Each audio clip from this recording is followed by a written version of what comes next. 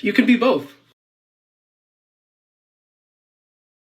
I'm both, actually. I am a trans woman and I have a cisgender girlfriend. We are in a lesbian relationship and we absolutely love each other.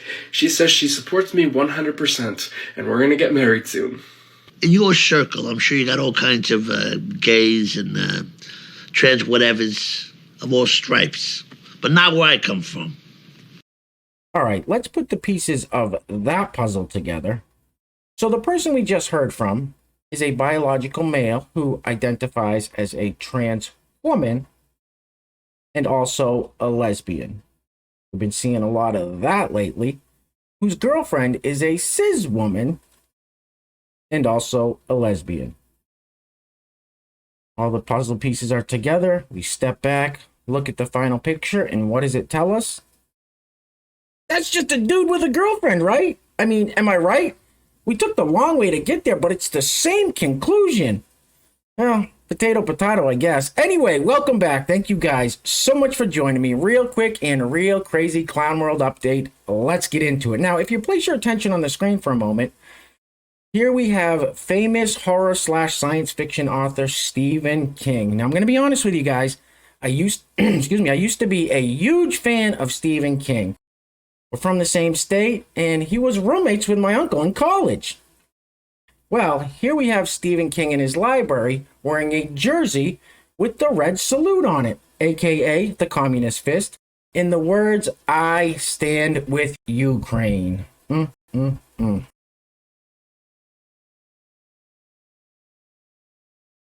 These communists are all cowards. All right, so there is going to be a theme with these next couple of TikToks that go right along with the first one, where we have these biological males who identify as trans women and also lesbians. Now, I do have to apologize for the audio on this one. It's on there and not mine.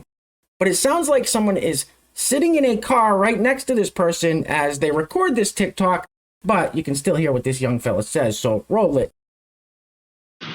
Due to my strong preference for women, people always seem to have this confusion about my gender. Like, how can I be trans but still have a preference for women? As if the two things have anything to do with each other. But instead of getting into how gender and sexuality are two separate things, instead I like to explain it like this. You see, I love women so much, I had to go out and become one myself. Like, who doesn't love I said, let me get a pair of my own. Get a haircut, hippie. All right, there you have it. That fella's reason for transitioning was that he loved women so much he wanted to become one. Anyway, on that same theme, somebody commented on this person's TikTok, "Men calling themselves lesbian will never not gross me out." Valid comment. Roll it. So I wasn't even out for like a day before getting one of these comments. Now, I've been out as trans femme online for like a year and a half, independently, like with friends and stuff, years. But I knew coming out as a lesbian was gonna be a whole other ball game for multiple reasons. But the main one being the whole turf war of it all. And I know sometimes I can look less feminine than others. Like, I shaved yesterday, so I can't shave today. So that's why I have this facial hair. Because I'm also Mexican, so it's gonna grow fat. But I was fully decked out in like femme gear in this clothes, so that's not the point. That wasn't your issue. Your issue is just in general me being trans and me being gay. And like, my friends have been trying to get me to come out as a lesbian for a while, and I knew I was. I knew. Look at any of my videos where I talk about me being attracted to men. There's like an underlying like, but if they were women, I would be 10 times more attracted. I was out here describing my type of men as men that looked like women. Come on. And I would only use archetypes. Like, I would be like, dumb buff jock, or bass player, or something that could easily just be attributed to a girl. So I knew, there was that little confusion of being like, am I, just attracted to the male validation? Do I just, will I feel pretty if guys like me? If I can finally get to the point of a cis straight dude being attracted to me, then, I finally pass as a woman. But I'm not. I'm not attracted to dudes. And I'm not a dude. I can't help either one of those facts. And on this page, I've tried to be the most myself of all time. Like, I just try to be myself as much as possible, because why wouldn't I be? What in God's holy name are you blathering about? So that TikTok went on for about another minute and a half, but I had to cut it short. I just couldn't listen to another second of that nonsense. I just couldn't. But I'm wondering if you guys happened to catch the part where that person said, and I quote, there was that little confusion. Little? Just a little confusion?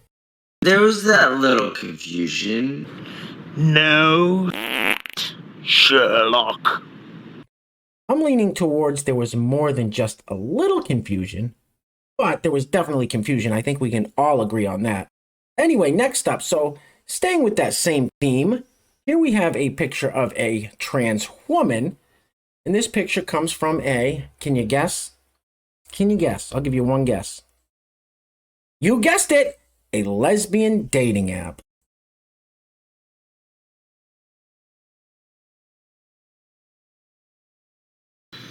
Gross. Freaking idiot. All right, real quick before we go any further, I just wanted to let you guys know that if you're enjoying the videos, you like the content, you want to help support the channel, grabbing one of these t-shirts is a great way to do it. Here we have my favorite design, Teach ABCs, not LGBTs. Now, there will be a link to the t-shirt in the description box below, and also a link is going to pop up somewhere on the screen at some point during the video. And I also have a couple of other very cool designs you can check out as well.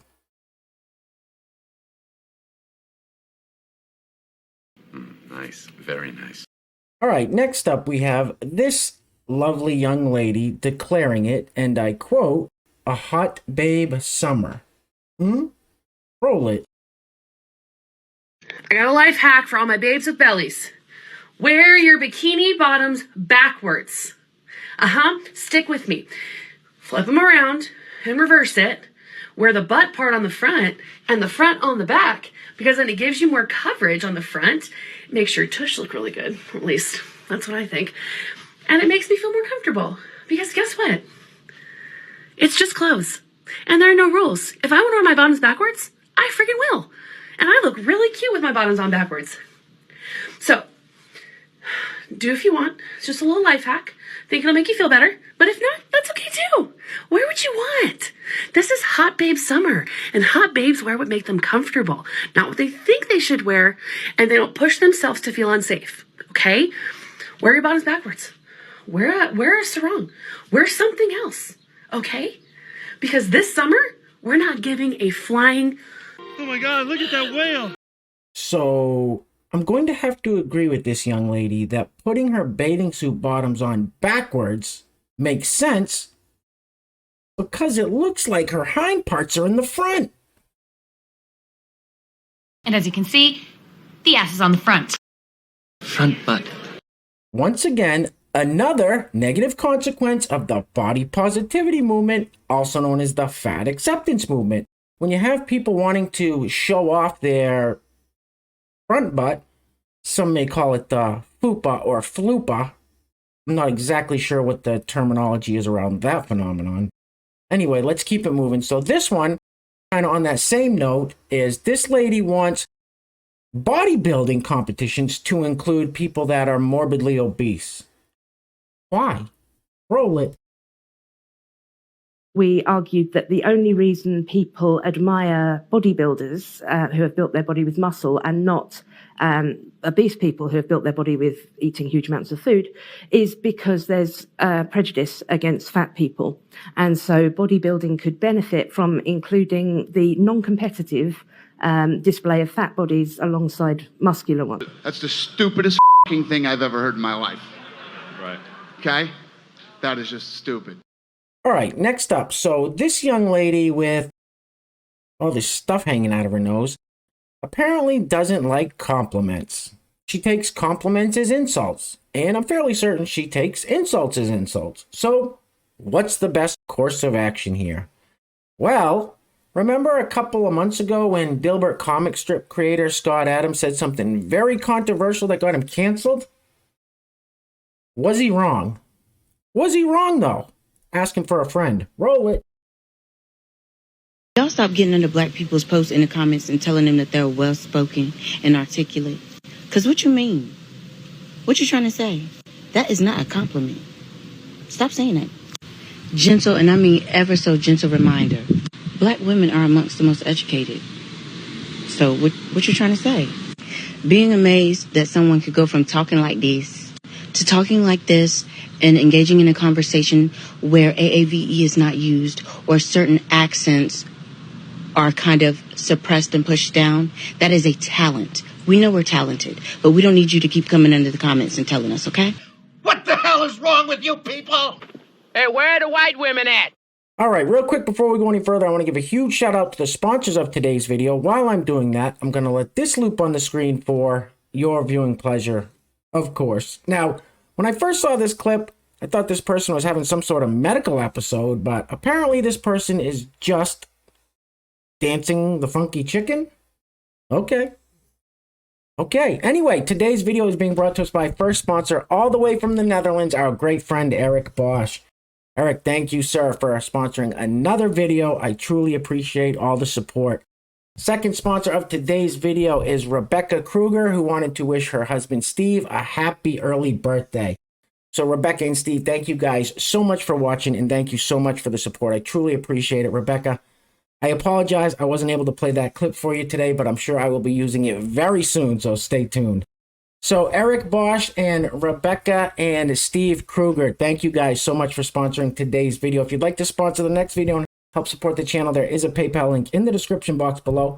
And I will say your full name as a sponsor of said video unless stated otherwise by you. Let's get this off the screen, please. Oof.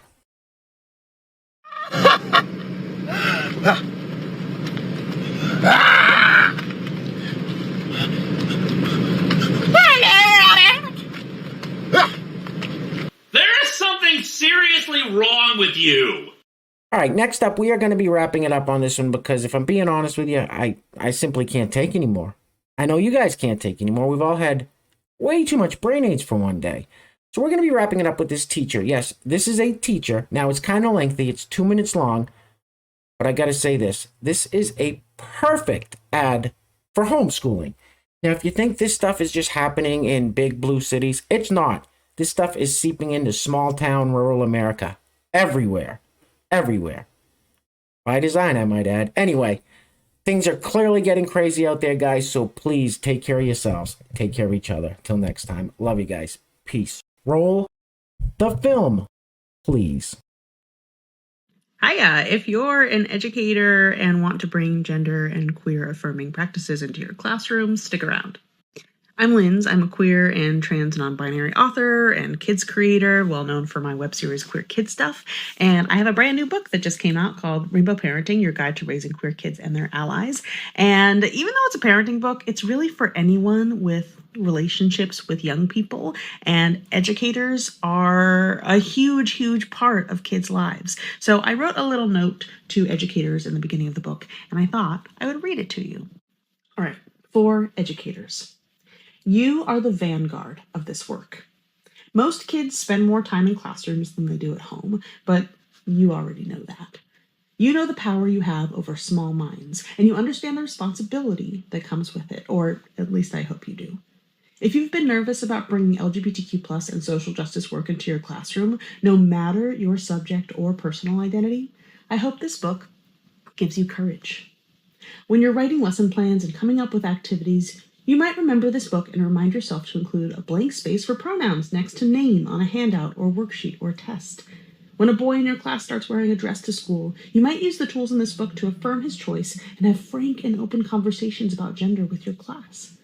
And when a narrow-minded school administrator or disgruntled parent asks you about your teaching methods, you can hand them this book so you don't have to do the work and expend the emotional labor yourself. I hope this book teaches you something, but I also hope I hope this book teaches you something, but I also hope it inspires you, because you inspire me. It's the least I can do for all that you do.